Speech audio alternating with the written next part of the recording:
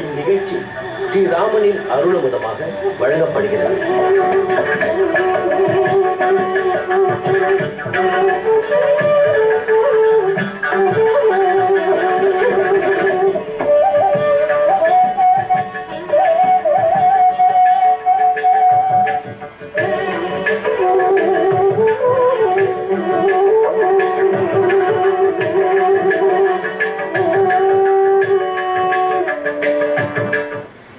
உலகம் யாவையும் தாம் உளவாக்கலும் நிலை பெறுத்தலும் நீக்கலும் நீங்கலார் அலகிலா விளையாட்டுடையாரவர் தலைவர் அன்னவர்க்கே சரண் நாங்களே. கம்பர் தம்முடைய ராமாயணத்தில் கடவுள் வாழ்த்து பாவான இந்த பாசுரத்தால் உலகத்தையெல்லாம் படைத்து காத்து அழிக்கும் திருமாலை போற்றுகிறார். அவ்வெம்பெருமானே ராமனாக அவதரித்தார். ராமன் அனைத்து குணங்களுக்கும் இருப்பிடம், நல்ல பண்புகளுக்கெல்லாம் ஒரு கொள்கலமாய், எந்த தீமையோ அமங்கலங்களோ அண்டாதவனாய் பெருமான் விளங்குகிறார்.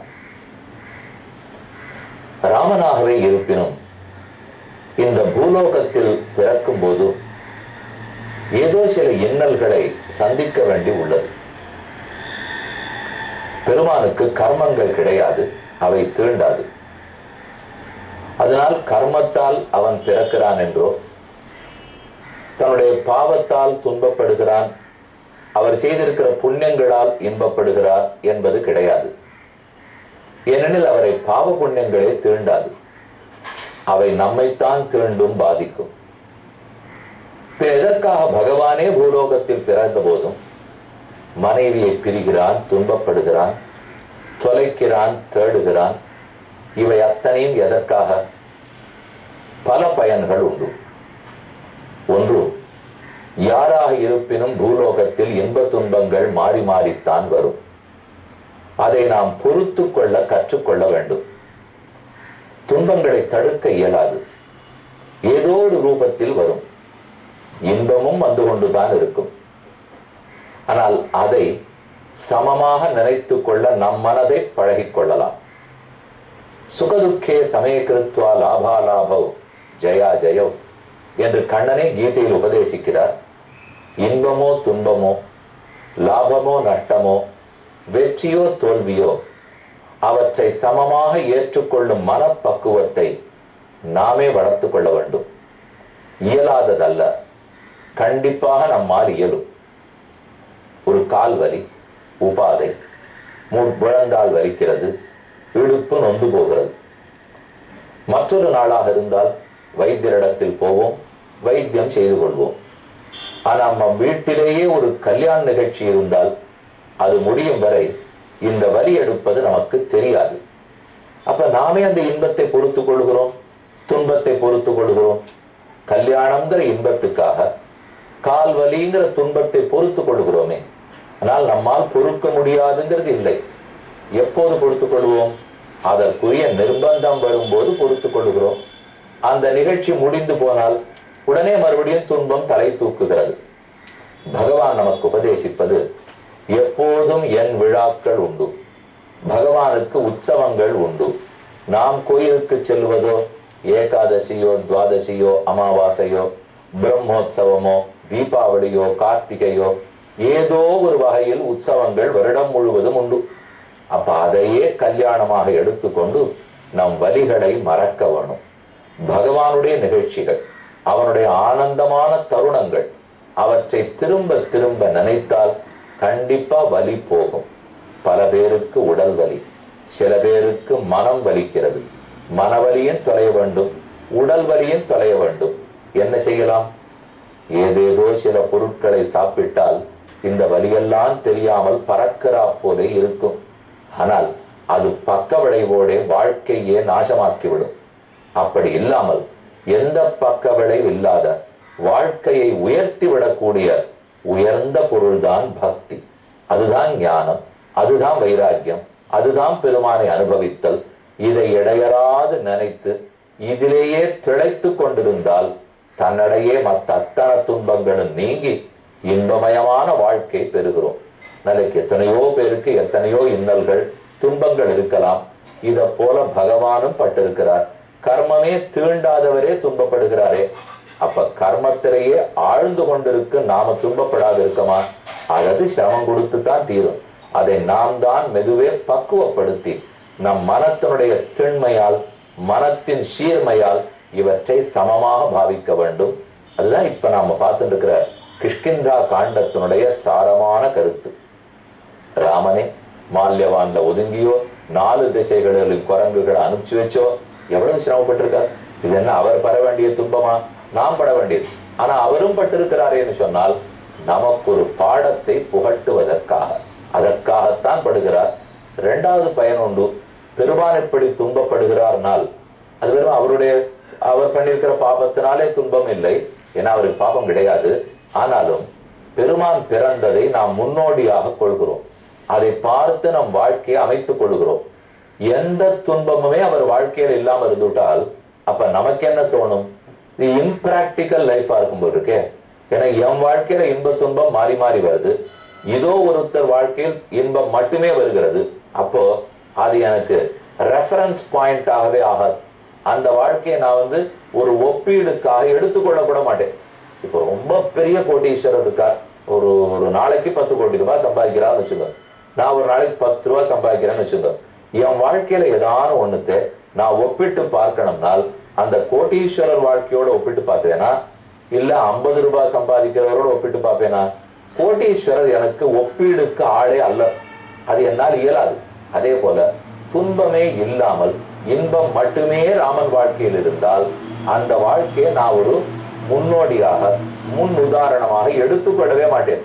அந்த வாழ்க்கையில துன்பமும் இருக்கணும், இன்பமும் இருக்கணும், பூர்ண வாழ்க்கையாக இருக்க வேண்டும். அப்பதான் நம்ம வாழ்க்கையை அதை பார்த்து அமைத்துக் கொள்வோம். இல்லைன்னா ஒரு ரோல் மாடலாகவே ராமன் ஆறு எடுத்துக்க மாட்டோம், வர்ஷிப் பண்றது கூட வரமாட்டார். ஏன்னா அவராரோ தெய்வம், நேர இறங்கினார், இன்பமா பட்டார், என் கஷ்டம் அவருக்கு தெரிய போறதா சுவாமி அப்படின்னு சொல்லிடுவோம். நம்ம கஷ்டம் அவருக்கு தெரியும், நம்ம நல்லது அவனுக்கு தெரியும். இது புரியணும்னால் அவரும் பிறந்து இன்னல்களை சந்திக்க வேண்டும். ஆனால் இந்த இன்னல்கள் எல்லாம் நிஜம்னு சொல்லலாம், கர்மத்தினாலே ஏற்பட்ட இன்னல்கள் அல்ல, ஆனா நிஜமான இன்னல்கள். அவரே விரும்பி ஏற்றுக்கொண்டவை. நாம இன்னல்களை விரும்பி ஏத்துக்கல, தானா தள்ள விழுந்திருக்கு கர்மத்தாலே. ஆனா இறைவன் இன்னல்கள் இந்த மக்களுக்கு நான் முன்னுதாரணமா இருக்கணும், அதற்காக நான் இந்த இன்னல்களை பட்டாத்தான் அவனுக்கு புரிஞ்சுப்பான் என்று தானே ஏற்றுக்கொள்கிறாரோ இல்லையோ. இது இச்சையினால ஏற்றது, உண்மையானது. ஆனா தலையில் திணிக்கப்பட்டதல்ல, கர்மத்தினால் வந்ததல்ல, அவரே விரும்பி ஏற்றுக்கொண்டது. இப்படி எத்தனையோ சரித்திரங்களே ஆழ்ந்த கருத்துகள் உண்டு. நாம தான் கதையும் படிக்கணும், அதுல இருக்கக்கூடிய கருத்தையும் தெரிஞ்சுக்கணும். கதையை கொஞ்ச நாள் ரசிக்கணும், கருத்தை நிறைய நாள் யோசித்து யோசித்து நடைமுறைப்படுத்த வேண்டும். தற்போது ஸ்ரீரங்கத்தில் உள்ள ஒரு ஆச்சரியமான சன்னிதானத்தை சேவிக்க போறோம். ஸ்ரீரங்கத்தில் வியாசராஜ மடம், அவருடைய பிருந்தாவனம், அங்கிருக்கும் ஆஞ்சநேயருடைய சன்னதி ரொம்ப ஆச்சரியமான இடம். பெரும் ராஜகோபுரம், அனைவரும் அண்ணாந்து பார்த்து வியந்து நிற்கும் திருவரங்க ராஜகோபுரம். அங்கிருந்து நேரே அம்மா மண்டபம் நோக்கி போகும் வீதி. அந்த வீதியில் வலதுபுறத்தில் இருப்பது வியாசராஜருடைய மடம்.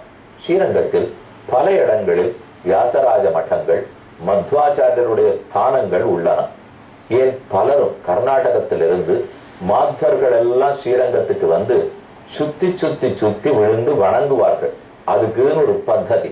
இப்ப தமிழகத்தில் இருக்கிறவா வணங்குறது ஒரு முறை, அதே ஆந்திரத்திலேருந்து வந்து வணங்குறவர்கள் ஒரு முறை, கர்நாடகத்திலேருந்து வணங்குபவர்கள் ஒரு முறை. மாத்வர்கள் வந்து வணங்கும் போது எத்தனை பிரேமத்தோட பக்தியோட ஓரொரு திசை கோபுரவாசலிலும் நிற்பார்கள், விழுந்து வணங்குவார்கள். அடுத்து உட்கோபுரத்துக்கு போவார்கள், வணங்குவார்கள். கோவில் உள்பிராகாரம் வரைக்கும் போய் ஓரொரு திசையிலும் இருந்து வணங்குவார்கள். அப்ப அந்த பெருமானிடத்துல எத்தனை மதிப்பு பாருங்க. மத்வாச்சாரியர் ஹரிஹி பரதரஹா, ஹரியான எம்பெருமான் திருமால் பரதரன் பரதரன் போதித்தார், ஜகத்து முழுக்க பிரச்சாரம் செய்தார். அப்படிப்பட்ட வியாசராஜராலே பிரதிஷ்டை செய்யப்பட்ட எண்ணிறந்த ஹனுமான் கோயில்கள், அதுல ஓர் ஆஞ்சநேயர் இங்கு எழுந்துருளி உள்ளார். ரொம்ப ஆச்சரியமான சன்னிவேசம். இவ்விடத்தில் பல வித்யா தீர்த்தர்கள் எழுந்துள்ளி உள்ளார்கள். 6 தீர்த்தர்களுடைய ஸ்தானம்: வித்யாசமுத்திர தீர்த்தர், வித்யா ரத்னாகர தீர்த்தர், வித்யா வாரிதி தீர்த்தர், வித்யா பிரசன்ன தீர்த்தர், வித்யா பயோநிதி தீர்த்தர், வித்யா வாசஸ்பதி தீர்த்தர் என்று இப்படி பலரும் இந்த இடத்திலே இருந்து எத்தனையோ உபதேசங்களை பண்ணியிருக்கிறார்கள். அவர்களுடைய சித்திரங்களை எல்லாம் இவ்விடத்தில் தரிசித்துக் கொள்ளுகிறோம். ரொம்ப ஆச்சரியமான கோசாலை. எந்த இடத்திலையும் பசுமாட்டு சாலையை சேவிச்சோம்னாலே மனசுக்கு ரொம்ப திருப்தியாக இருக்கும். கோ சம்ரட்சணம் பண்றது ஓரொரு சனாதன தர்மிக்கும் முக்கியமான கடமை. எங்கும் எதிலும் மாடுகளை துன்பப்படுத்துவதோ, பால் கறப்பதற்காக ஊசி போடுவதோ, கூட்டமாக ஓரிடத்தில் அடைத்து நிறுத்தி வைப்பதோ, இது எதுவுமே செய்வது கூடாது, தவிர்க்கப்பட வேண்டும். நாம் அறிந்து எங்கேயும் ஈற்று மாறின மாடு, இனிமே கன்று போடாத மாடு, பால் கொடுக்காத மாடு, இவையெல்லாம் கொல்லப்பட்டாலோ இவையெல்லாம் விற்கப்பட்டாலோ அவசியம் தடுக்க வேண்டும். அதை முடிந்த அளவு நாம் வைத்து பராமரிக்க வேண்டும். கோசாலை கருகிலே துளசி மாடம், துளசி மாதா பெருமானுடைய அழகான தேவிமார்களில், பிரியமான தேவிமார்களில் ரொம்ப முக்கியமானவள். பகவானுக்கு நாம பூஜை பண்றோம்னாலே துளசி கொண்டுதான் அர்ச்சனை. புஷ்பம் கிடைக்காட்டா கூட பரவாயில்ல, எனக்கு மறுக்கொழுந்து கிடைக்கல, தவனம் கிடைக்கல, மல்லி கிடைக்கல, இருக்கட்டும், துளசி கிடைக்க வேண்டும். கேசவ பிரியானவளுக்கு திருநாமம். துளசி மாடத்தையும் கோசாலையும் சேவித்துக் கொண்டோம். இனிமேல் அடுத்த நாள் ஆஞ்சநேய சுவாமியை சேவிக்கலாம். ரொம்ப முக்கியமான மடம் இது. பெரிய இடம், நிறைய பிரவச்சனங்கள், பஜனைகள், இது முதலான எத்தனையோ நடக்கக்கூடிய இடம். அந்த ஆஞ்சநேயர் அருளோட இப்ப நாம பார்க்க வேண்டியது 51வது சர்க்கம். ஸ்வயம் பிரபாவனுடைய குகைக்குள் ஆஞ்சநேயர் முதலானோர் நுழைந்தார்கள். வெகு நாள் தேடினார்கள். இதனாலேயே சுக்ரீவன் கொடுத்த 1 மாச கெடு வெகு விரைவில் முடிந்து போயிட்டு. எதுக்கு உள்ள வந்திருக்கோங்கிறது தெரியல.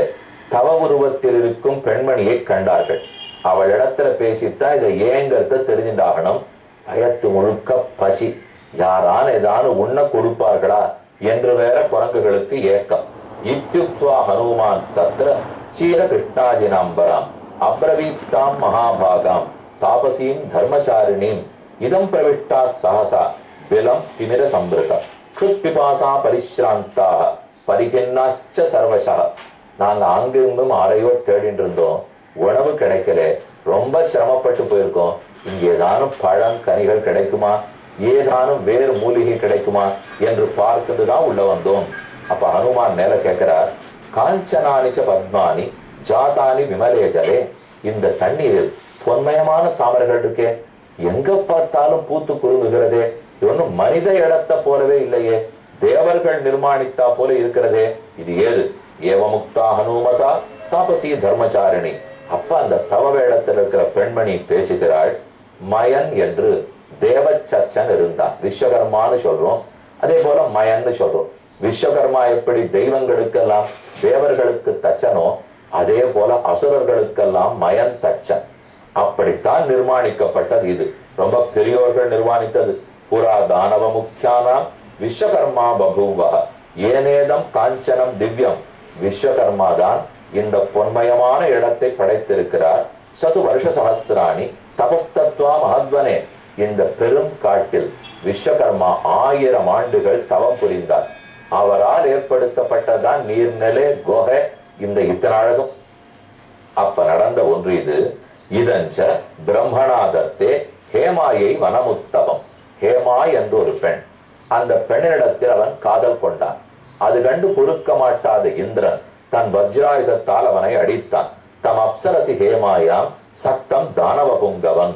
தானவனான விஸ்வகர்மா அப்சர பெண் ஹேமாவிடத்தில் காதல் கொள்ள அது பொறுக்காத இந்திரன் அவனை அடிக்க அவன் ஓடியே போனான். அப்புறம் பிரம்மாதான் இந்த இடத்தை ஹேமாவுக்கென்னே கொடுத்தார். அவள் இப்போது இங்கில்லை. நான் ஹேமாவுக்கு உயிர் தோழி, நான் தான் பார்த்து வருகிறேன். நான் மேரு சாவர்ணி என்பவருடைய மகள். ஆகவே நான் இங்கு இருக்கிறேன். சரி, நீங்கள் வந்த காரணத்தை சொல்லுங்கள். எங்கெங்கோ தேடிக்கொண்டேன் என்கிறீர்களே, யாரை தேடி வந்தீர்கள்? ஏன் பசி? வெளியில ஒண்ணும் தாகத்துக்கும் பசிக்கும் உணவு கிடைக்கலையா? நீங்கள் உள்ள வந்த காரணம் என்ன? ஹனுமான் முதலான வானரங்களை பார்த்து சொல்லுகிறாள், இங்கு உள்ள வந்தவர்கள் யாரும் வெளியே போனதில்லை. நீங்கள் உள்ள வந்து விட்டீர்கள், காரணத்தை கூறுங்கள். என்ன காரணம் சொல்கிறார்னு கேட்போம். ஒரு அறிவிப்பு. டிசம்பர் மாதம் 7, 8, 9 ஆகிய தேதிகளில் பெங்களூரில் உபன்யாசம். இடம் Dayananda Sagar college auditorium, Kumaraswamy layout, near ring road, Bangalore. மாலை 6 மணிக்கு உபன்யாசம். தலைப்பு உபனிஷத் சாரம். 7ஆம் தேதி ஈஷாவாஸ்ய உபனிஷத், 8 கேனோபனிஷத், 9ஆம் தேதி கட்டோபனிஷத்தின் கதைகள்.